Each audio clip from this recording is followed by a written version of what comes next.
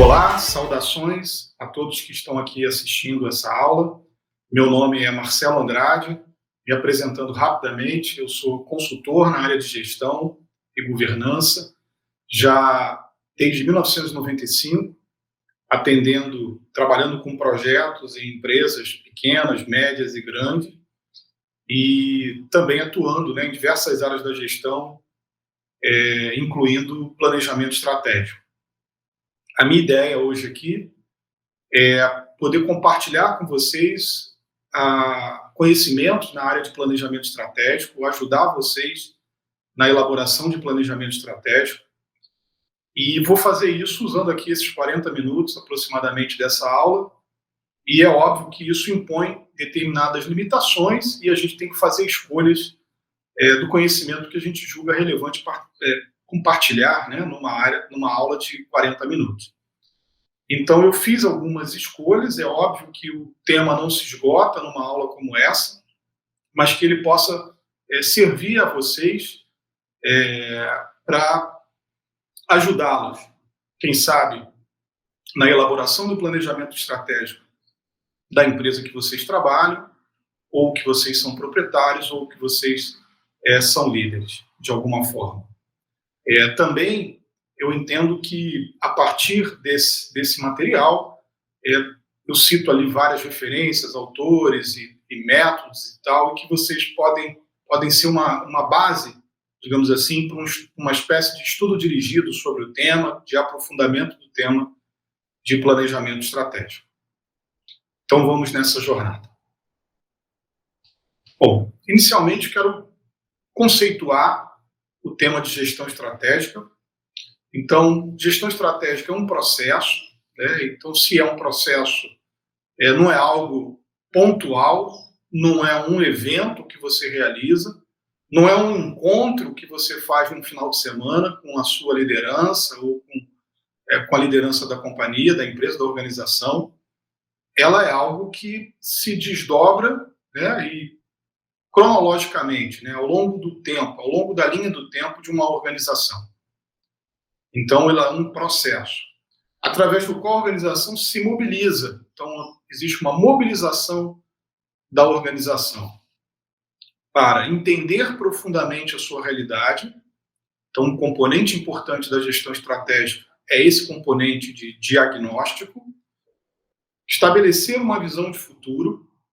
Então, um segundo componente relevante da gestão estratégica está relacionado ao futuro, a enxergar o futuro, a compreender ou, de uma certa forma, organizar, construir um futuro possível para a organização, reforçar a sua identidade.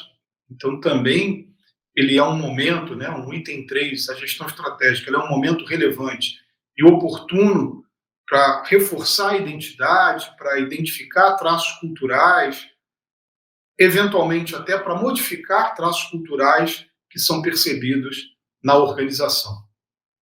Posicionar-se no mercado. Então, a partir do momento que você cumpriu as 3 etapas anteriores, você tem uma 4ª etapa de posicionamento. Essa etapa é onde você faz as escolhas, onde você define aquilo que a empresa é, ou vai ser, ou como ela vai se apresentar, e a forma como ela não vai, o que ela não vai ser, o que ela não vai se apresentar. Isso é o que a gente chama de posicionamento, são essas escolhas que a organização realiza. Orientar diretrizes. Então, tem uma 5ª etapa importante, que são diretrizes, são objetivos, Então, são direcionadores que a gente traz, Diretrizes são isso, São macroações, macro-objetivos que se coloca dentro de uma linha de tempo, de uma perspectiva do tempo, também com números específicos, com metas específicas, com macrometas, com grandes metas a serem realizadas dentro daquela perspectiva.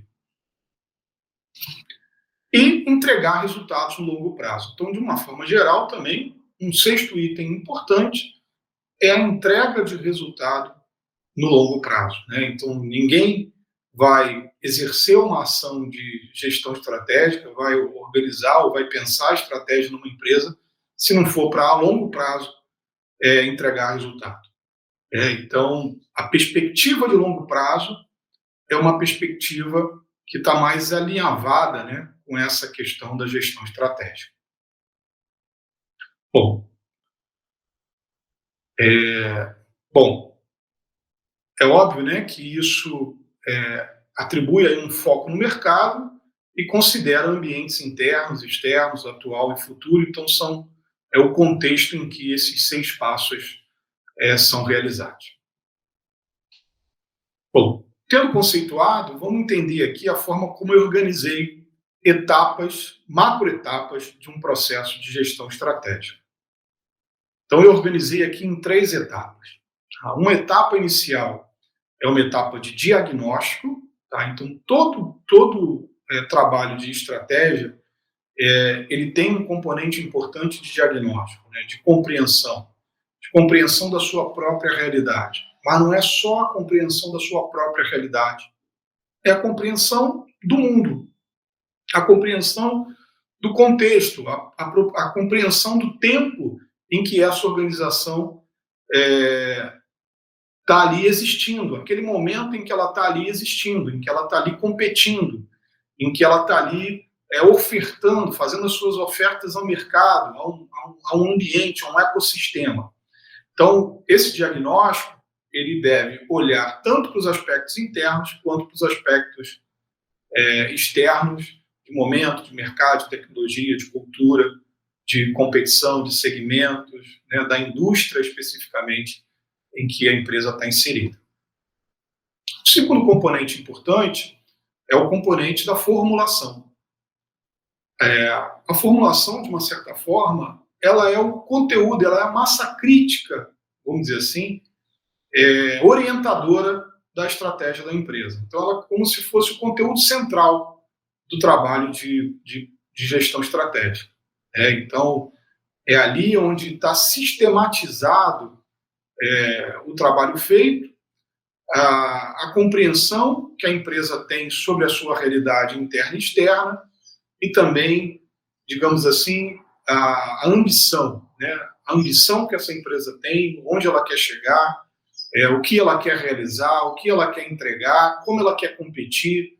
Então, essa sistemática, ela está ali, esse compêndio de decisões e essa sistematização é o que a gente chama de formulação estratégica. Depois você tem uma etapa que é uma etapa mais longa, né, digamos assim, do ponto de vista de uma linha de tempo, que é a etapa de execução, que é uma etapa tão fundamental quanto as etapas anteriores. Não adianta você ter uma boa capacidade, ou a sua organização, o seu time, a sua liderança ter uma boa capacidade de fazer diagnósticos sobre a sua companhia, a sua empresa e o mercado, o mundo, a sociedade, etc. Ter uma boa capacidade de inserir, de definir uma estratégia, de formular uma estratégia específica para a empresa, se vocês não tiverem capacidade, condição de executarem, de levarem isso à execução, né, à prática de uma forma efetiva ao longo de semanas, meses e anos. Tá? Então, a execução também é um momento importante desse processo. Eu estou escolhendo aqui, nessa apresentação, focar especificamente nesse trabalho de formulação. Então, não vou me ater a essa primeira etapa de diagnóstico, aprofundar diagnóstico e tal. Vou falar um pouco do diagnóstico, mas dentro de um conceito de organizar uma sistemática de construir uma formulação estratégica. Então, aqui a minha proposta é ajudá-los, é apoiá-los na ideia de construir um método, uma sistemática para formular uma estratégia da empresa, entendendo que, antes disso, é importante que o time conheça bem e faça bom diagnóstico da sua realidade. E nem vou falar também de execução, que é uma etapa posterior à formulação.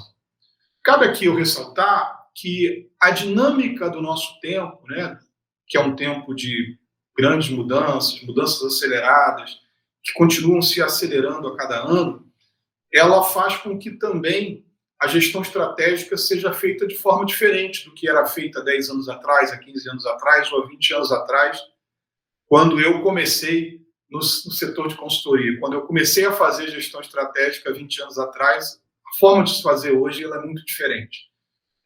Então, essa etapa de formulação, de uma certa forma, ela também deixou de ser um evento. Há 20 anos atrás, ela tinha a cara de um evento que você organizava no final de semana. Não que você não possa fazer isso hoje. Muitas companhias ainda preferem fazer dessa forma, outras de uma forma diferente. Eu não vejo problema nenhum de uma forma ou outra. É mais adequar à sua realidade. Porém, eu diria que a formulação ela permanece, tanto o diagnóstico quanto a formulação, elas se tornaram mais permanentes ao longo do processo de execução. Ou seja, diferentemente do que acontecia há 20, 15, 10 anos atrás, hoje é desejável, eu diria que mais do que desejável, é necessário que o seu time, né, a sua liderança da sua empresa, ela permaneça atenta e vigilante, uma postura de vigilância contínua, retroalimentando durante o processo de execução a formulação, o diagnóstico, a sua compreensão e a formulação estratégica da companhia. Então, antes, a formulação acontecia num evento anual, tipicamente, das empresas e das organizações. Hoje eu diria que a formulação ela deve ser pensada a todo instante durante os eventos de avaliação que se fazem ao longo do processo de execução. Sejam as reuniões mensais, sejam as reuniões trimestrais, eventualmente, por algum contexto externo ou interno, até encontros mais curtos que a equipe de gestão da empresa realiza. Então, isso é retroalimentado, melhora o diagnóstico ou modifica o diagnóstico com eventos de ruptura e ajusta a formulação estratégica. Então, acho que essa abordagem, compreender também essa abordagem, é uma questão muito importante. Bom, falando então de formulação, que é o nosso foco aqui, eu também estou aqui identificando 3 etapas do processo de formulação.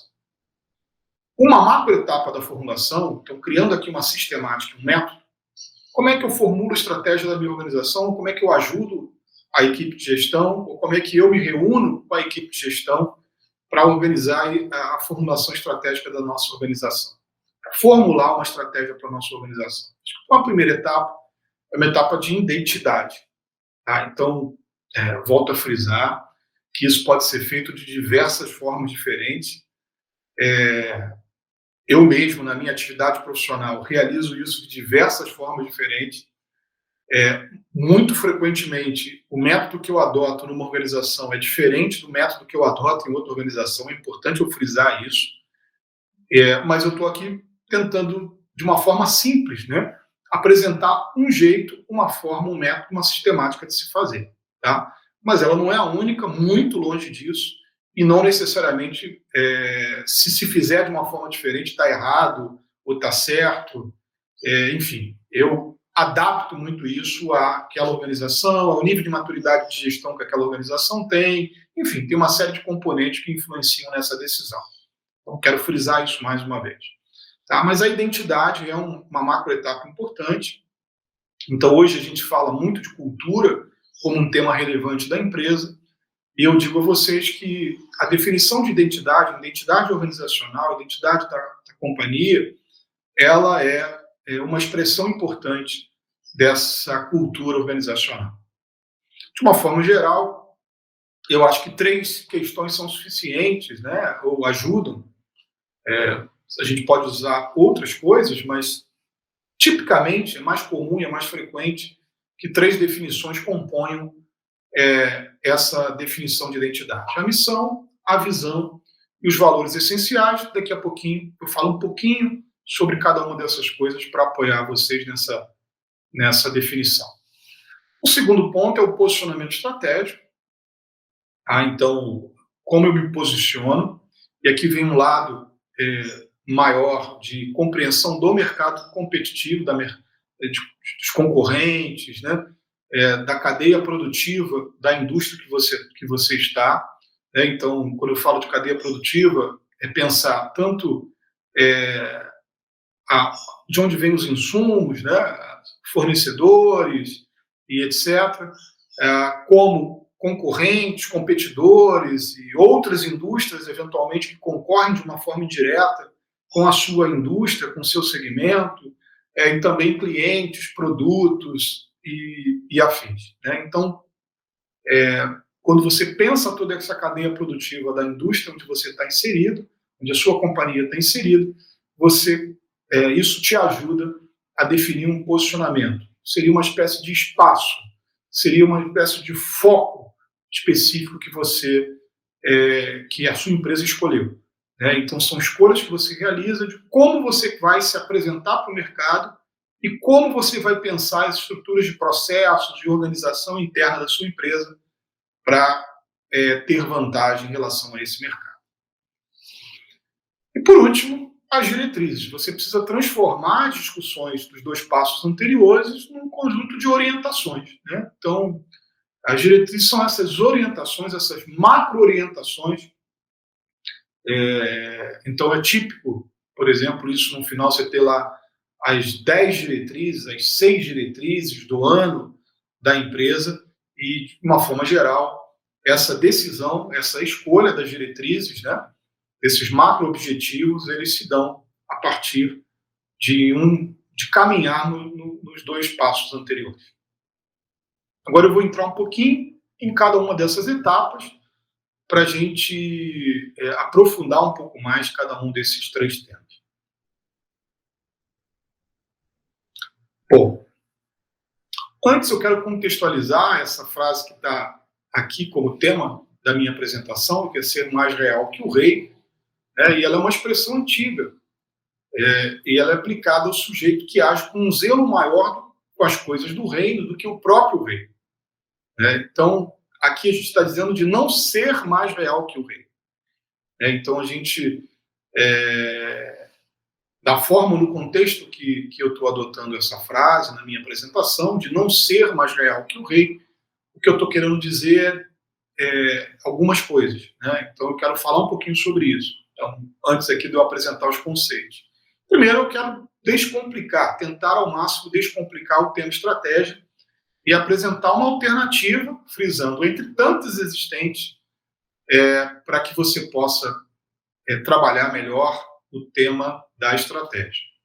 Mas eu quero ressaltar que não há regra, então, definitiva, né, ou um método único, que o tempo é dinâmico, então a estratégia é meio, ela não é fim, a estratégia não é o fim, a estratégia é um meio que a organização utiliza para alcançar um fim, que é o resultado, que é o desempenho, que é a sustentabilidade no longo prazo. Então, ela pode mudar. Né? Essa estratégia ela pode e deve mudar ao longo do tempo. Ela não é definitiva. Terceiro ponto importante é que a estratégia pode ser usada, né, o planejamento estratégico, para atribuir sentido, ou seja, provocar um maior engajamento no time, nos funcionários, na equipe de uma forma geral, e frisar que planejar, então ter uma estratégia planejada sem execução, isso virou mais uma espécie de treinamento do que efetivamente um trabalho, um processo de gestão estratégica. Agora sim, então vamos começar falando de identidade. O primeiro tópico que eu trato é a missão. Então, de uma forma objetiva, a missão é a razão de existência da organização. Então, para definir a missão da sua organização, a reflexão que vocês devem fazer na organização é quais são os motivos mais profundos e fundamentais da existência da organização. O que dá sentido, o que atribui sentido, né? O motivo, causa mais profundo. Então, para organizar melhor essa reflexão, você pode pensar qual que é o nosso negócio, o que a gente faz, para quem, né, a gente faz, onde a gente faz aqui localmente, ou a gente faz num segmento, ou a gente amplia segmentos de atuação, né, novos nichos específicos de mercado. Como a gente faz, como se distingue a nossa forma de atuar e com que finalidade, ou seja, quem são os públicos prioritários da empresa. Quando eu falo público, é aquele velho conceito do stakeholder, né? As partes interessadas do negócio. Tá? Então, por exemplo, tem uma empresa que chama Esmerari, uma empresa de consultoria na área, e nós temos lá como públicos prioritários na nossa definição, no nosso posicionamento, né, na nossa estratégia corporativa, só para exemplificar, clientes, o nosso time, os sócios, né, porque a empresa é um partnership, é uma empresa de participações com vários sócios, e também parceiros. Né? Então, parceiros, clientes, sócios e equipe são os 4 públicos prioritários na nossa definição de estratégia. É interessante que você consiga definir esses públicos prioritários. Então, fundamentalmente, esse roteiro de reflexão que você deve realizar.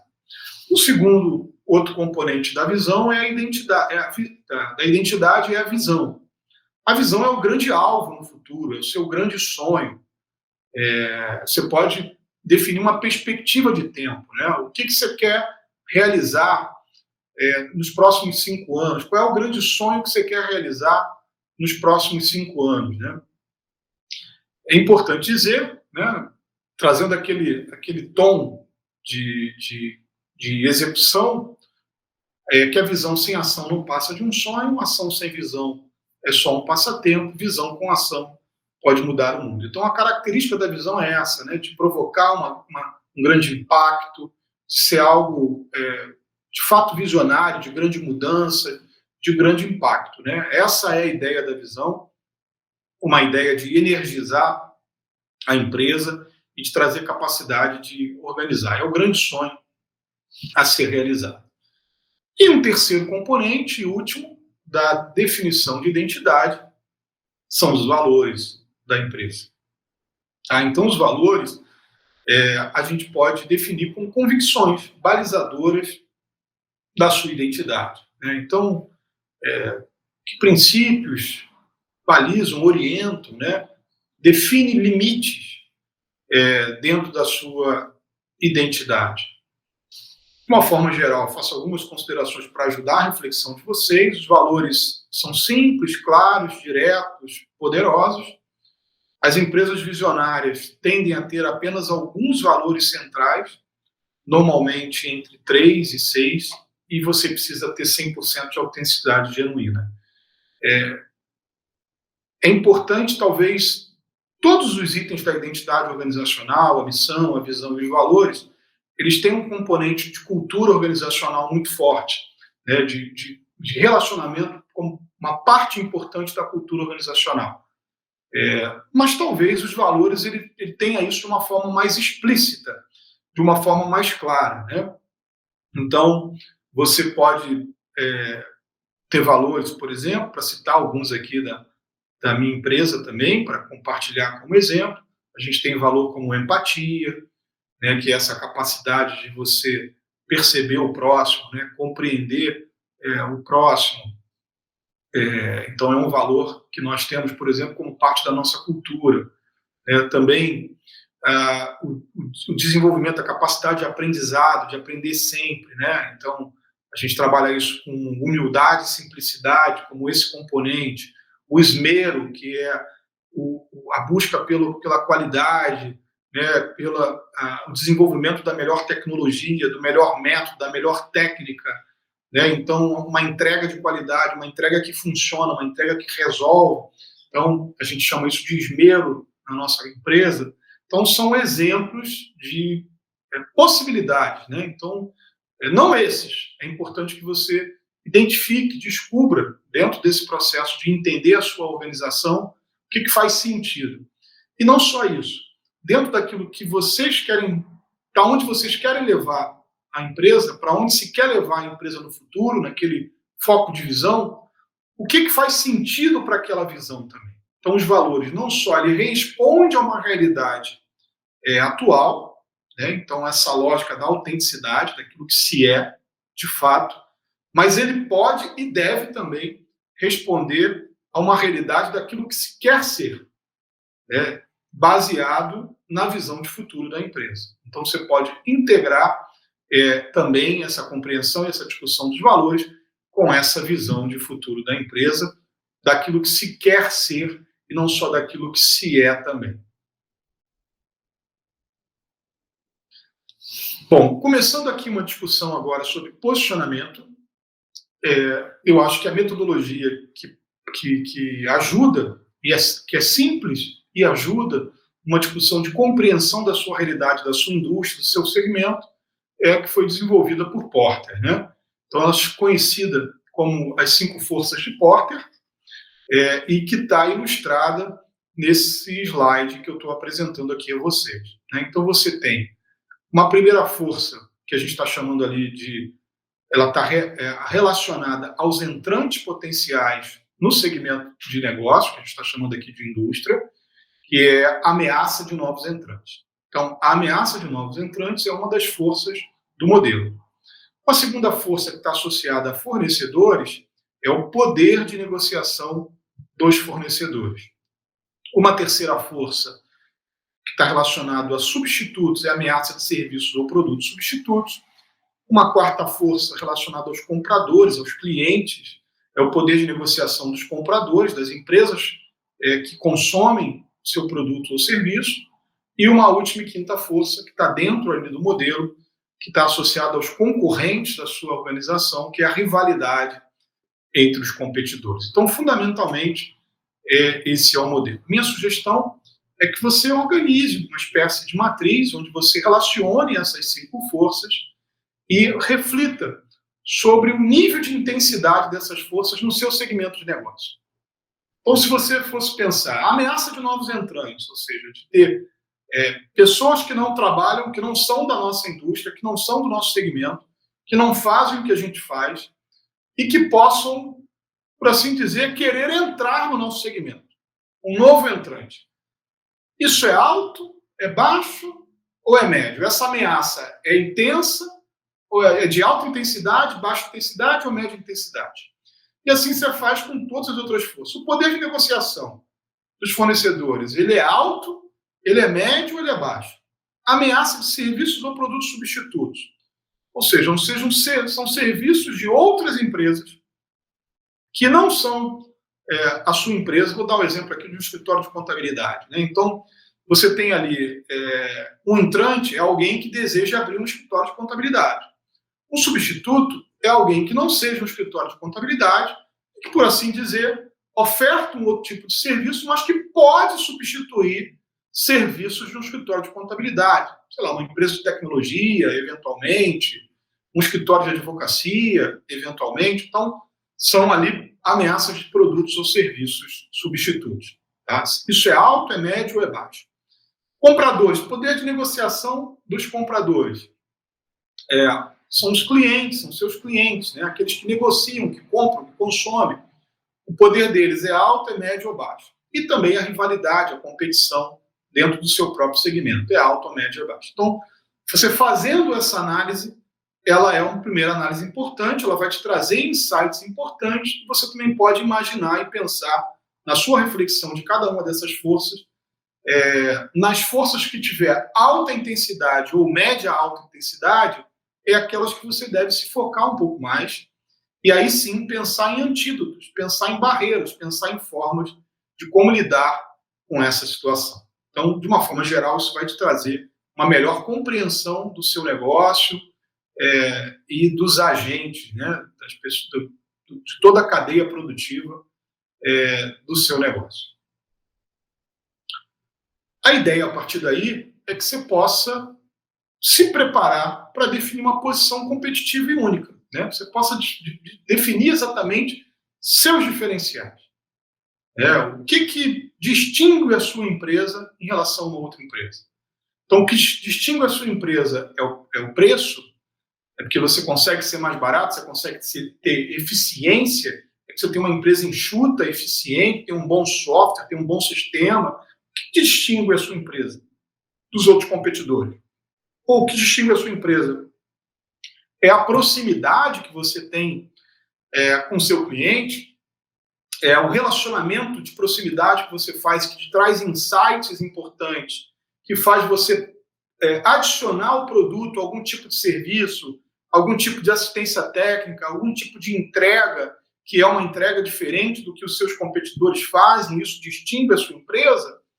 Então, essa posição competitiva única e sustentável é o que se deseja nessa etapa de posicionamento. Tá? Para ajudá-los nisso, tem uma outra modelagem de Porter, que é essa modelagem de como que a empresa pode conseguir vantagem dentro da sua indústria, que ajuda um pouquinho a você a raciocinar. De uma forma geral, Porter identifica que você pode, no âmbito da indústria, que é o seu segmento como um todo, você tem duas grandes formas de competição. Uma é a liderança em custo. Tá? Então, é quando a empresa é muito eficiente, geralmente ela tem processos muito eficientes, ela tem sistemas e softwares muito eficientes, que economizam tempo, ela consegue ter uma vantagem relevante aqui de custo, e aí ela pode ter um preço mais competitivo do que as outras empresas, e aí ganhar uma quantidade de clientes que opta por contratar o produto, ou seja, de comprar o produto ou serviço a partir dessa ótica de preço, mas tem um outro conjunto de clientes que se afeta mais por outras coisas. Né? Então, seria diferenciação. Você não é o melhor preço do mercado, claro que hoje é importante você ter um preço competitivo, mas você não vai ser o melhor preço do mercado. Mas você vai ser, sim, uma empresa diferente, que tem uma oferta de valor, né? Então, de construção de valor, de agregação de valor, que agrega um valor diferente. Você resolve um problema do seu cliente que não é só a questão do custo. Tá? E uma terceira grande forma, né, é o foco, que eu diria a vocês que é a grande maioria das empresas, né, hoje, efetivamente, nos tempos de hoje, elas estão aqui. Né? É aquilo que a gente chama de nicho, ou uma nichificação do mercado, é justamente o foco. O foco ele tem um componente de proximidade. Né? O foco são as empresas de nicho. Você consegue ter tanta proximidade com o seu cliente, com o seu mercado, com o comprador, que você consegue criar rapidamente pequenos diferenciais que impactam nesse cliente e que as grandes companhias que estão entregando produtos diferentes ou estão tendo liderança de custo, elas não conseguem entregar. Então, você cumpre um papel e você atrai um nicho específico de clientes desse mercado. Então, se a gente fosse falar aqui, talvez, né, de empresas de contabilidade, talvez empresas que querem mais serviço, que querem mais gestão, e aí o seu escritório pode atender a esse nicho, né, de poder contribuir de uma forma geral com mais inteligência, por exemplo, no processo de decisão. Então, seria uma proposta de valor diferente e que tem, naturalmente, não é a maior parte das empresas hoje no mercado que querem isso, mas tem uma pequena parte das empresas que querem isso e não vão estar sendo atendidas por outras empresas. Né? Uma empresa de diferenciação, talvez uma empresa que consiga escalar, por exemplo, entregas de demonstrativos gerenciais, e não só com modelos fiscais, mas que sejam também um balancete, por exemplo, que seja um balancete que apoie a gestão. Né? Então, isso também seria uma proposta de valor de diferenciação. Um exemplo de uma típica proposta de valor de diferenciação. Né? E aí você poderia também pegar uma parcela de empresas talvez maiores ou empresas mais exigentes e que querem pontualidade, que querem velocidade na entrega de demonstrativos e apoios de uma forma mais estratégica. Bom, a partir dessa reflexão, eu diria que você vai compreender, e aí eu uso aqui um conceito do porco espinho do Jim Collins, uma espécie do seu core business, né? Que é um ponto de inter-relação, né? Onde você combina paixão, né?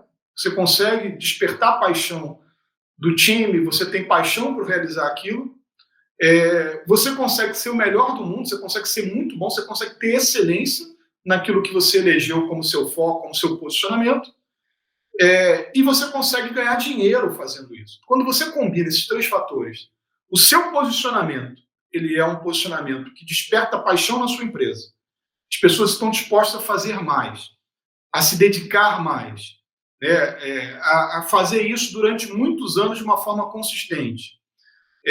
Você consegue ter excelência nessa prestação de serviço e você consegue gerar dinheiro, ganhar dinheiro fazendo isso. Eu diria que você encontrou ali, de uma forma muito clara, o seu posicionamento, o seu core, né, o seu núcleo central, o seu foco fundamental, o foco fundamental da sua empresa. Isso é muito importante porque vai afetar a próxima etapa, né? Que é a etapa de você definir diretrizes, de você definir macro-objetivos, de você definir exatamente o que deve fazer ou não. O que tem importância nas escolhas daquilo que você vai fazer. A partir do que você compreende o seu posicionamento, você consegue eleger melhor as suas diretrizes, escolher melhor as ações que fazem sentido, né? Que cultivam o seu core business, que melhoram o seu posicionamento no mercado, que melhoram a sua posição de competição a partir das escolhas que você fez. Bom, é possível também, a partir daí, você definir o que a gente chama de fatores críticos de sucesso.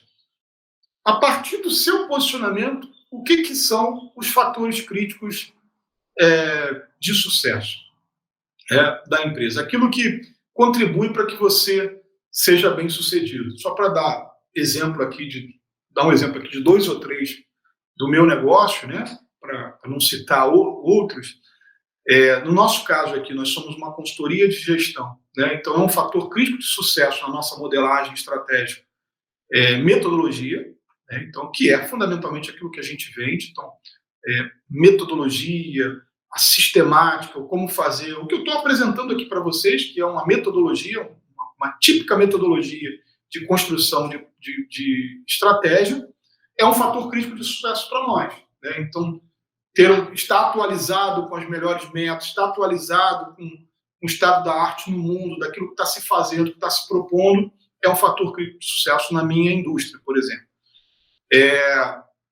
No nosso caso também, relacionamento, né? Então, relacionamento com a comunidade onde a gente está instalado. A gente está instalado em várias cidades e estados do Brasil diferentes, nível nacional. Então, ter um relacionamento com aquela comunidade, com a comunidade empresarial local, né, com parcerias locais, a construção de parcerias locais, enfim, tudo que vem a partir daí é muito importante para uma inserção comercial e para que a gente seja percebido e conhecido naquelas praças onde a gente está competindo. Então, isso por exemplo, são 2 exemplos do que a gente chama de fatores críticos de sucesso. Nós também somos uma empresa formadora de mão de obra, né? Então, a gente forma todo o nosso time internamente. Então, por exemplo,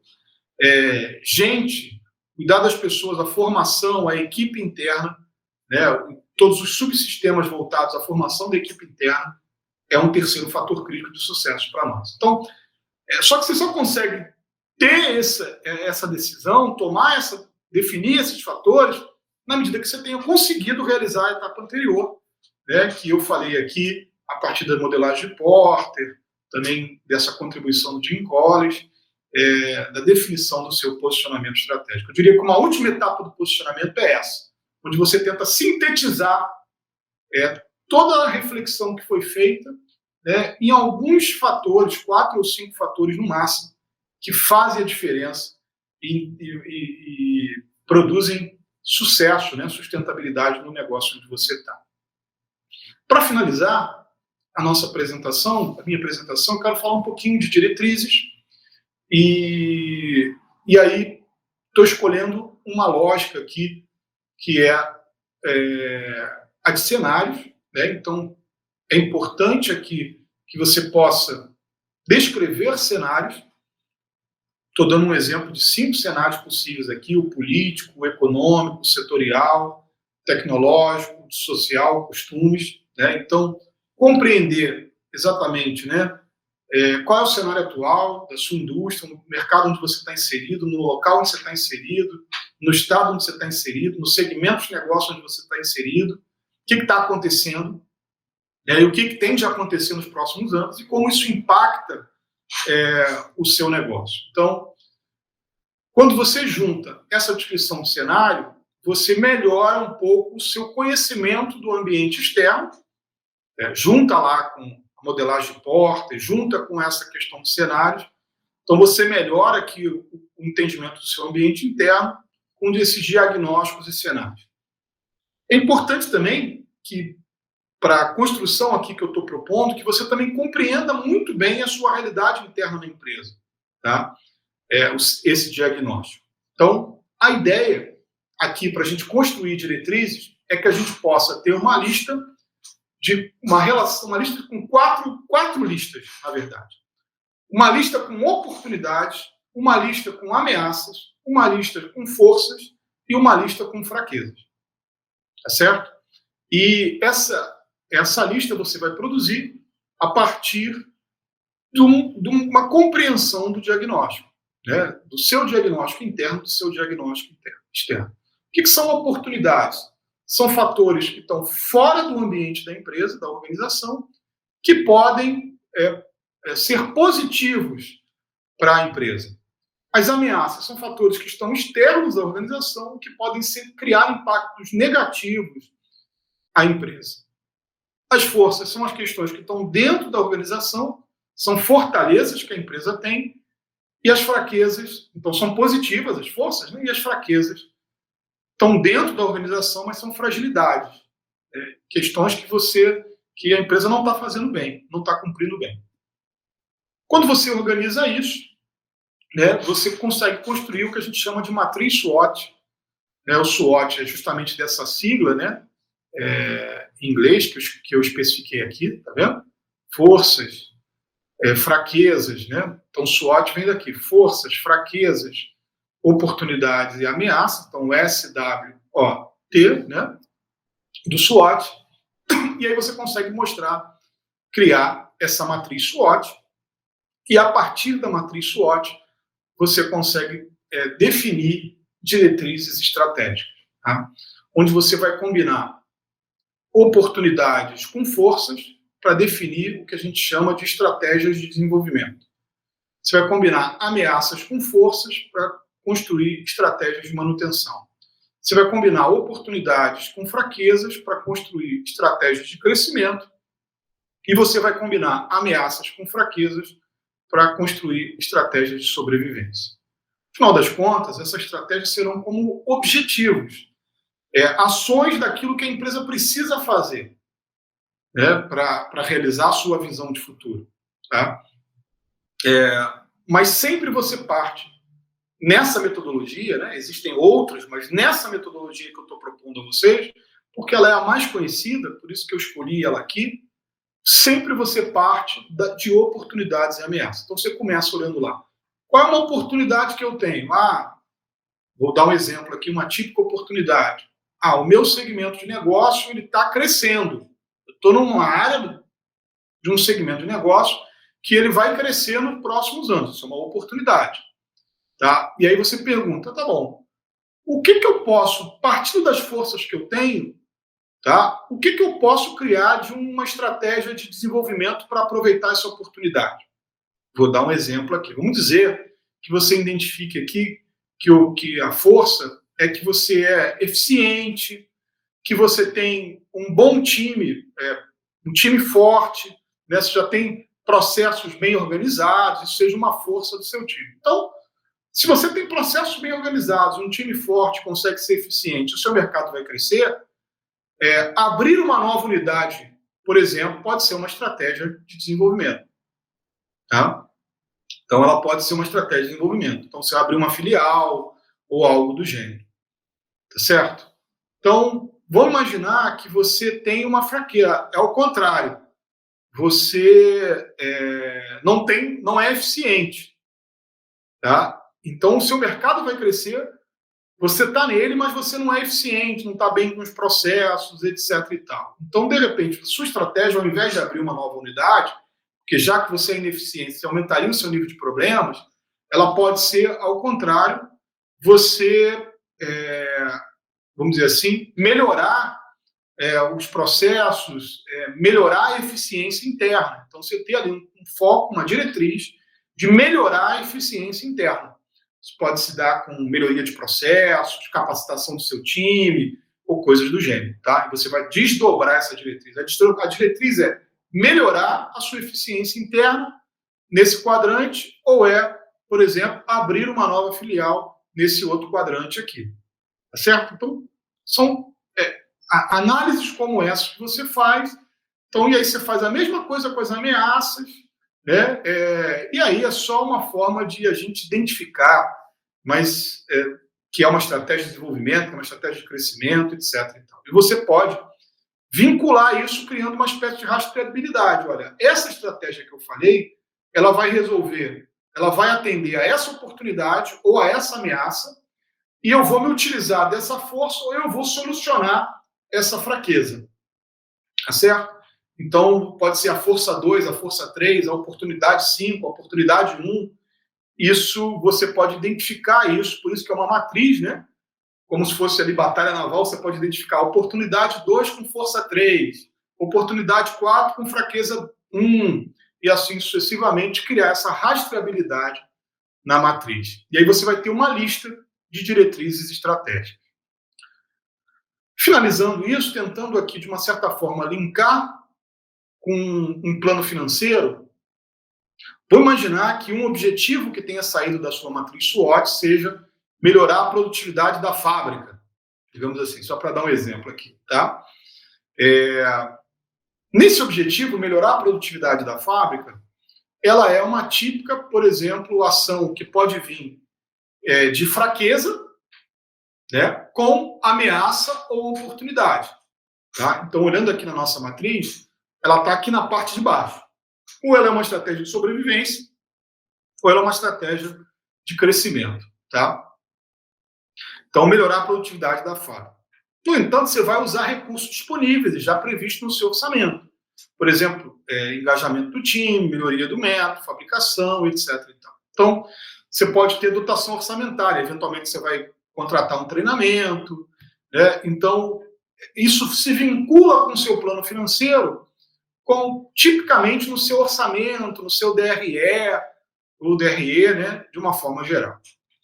Agora vamos pensar outro, automatizar a linha de produção ou abrir uma nova filial, como eu disse, do seu escritório de contabilidade, por exemplo, abrir uma nova filial.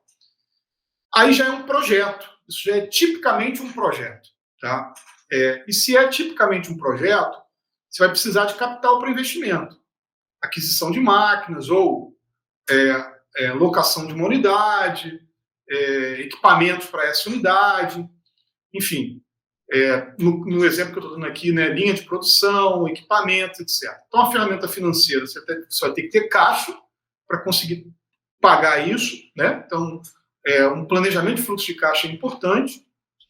Não só a ideia do DRE, do orçamento, mas aqui o ideal era um planejamento de fluxo de caixa e também o payback, né, que é uma ferramenta importante de seleção do projeto. Né? Então, o payback é onde você identifica qual é a geração de caixa típica, né, no seu planejamento que esse projeto vai dar, né, quanto eu vou gerar no primeiro ano, no segundo ano, no terceiro ano, quanto de caixa isso vai gerar e quanto que eu vou gastar para implantar isso daí. Tá? Então, se eu vou gastar, para dar um exemplo aqui, R$1 milhão, tá? E se esse projeto ele gerar de caixa, vamos dizer assim, no segundo ano, né, acumulado, no terceiro ano, R$1 milhão, então o payback foi de 3 anos. Né? Então, o payback é isso. Você pega a sua geração de caixa, né, ela pode não ser homogênea, né? Então pode gerar 250 mil no primeiro ano, 500 mil no segundo ano, você gerou 750 mil e ali em 3 meses,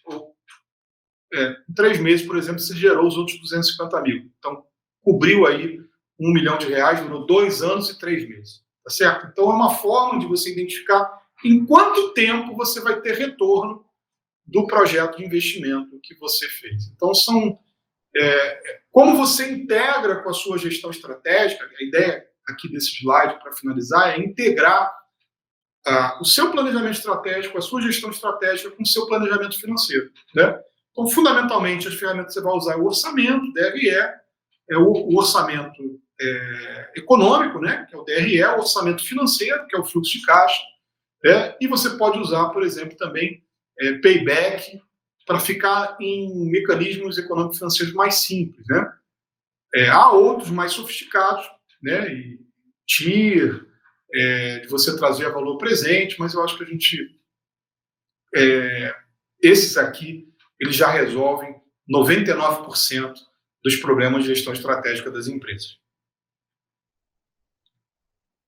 Por último, eu quero deixar uma mensagem final e dizer a vocês que a vida só pode ser compreendida olhando para trás, mas só pode ser vivida olhando para frente. Né? Isso é uma frase de um filósofo chamado Soren Kierkegaard, e que tem muito a ver com o que a gente falou hoje aqui de gestão estratégica. Né? É um componente importante para falar de planejamento estratégico, gestão estratégica, tanto o olhar para trás, que é essa lógica do diagnóstico, de entender a sua realidade, o que aconteceu. Né? Então, quando você faz o diagnóstico, você faz o diagnóstico baseado no passado. Pode ser o passado da semana passada, do mês passado, do ano passado, ou de 2 anos atrás, mas é o que já aconteceu. Então, para compreender a sua realidade, você usa essa lógica do passado. Mas a expectativa, a mobilização, o engajamento das pessoas se cria olhando para o futuro, para a visão do futuro, para as nossas aspirações, para o nosso sonho grande. Né? Então, esse também é um componente importante. E, de uma forma geral, falar de estratégia é isso. Tanto falar de passado para a gente poder compreender, de presente para a gente definir como que a gente se posiciona, e de futuro, como a gente quer ter vantagem competitiva com esse posicionamento e como ele se conecta com a nossa visão e com o nosso sonho grande.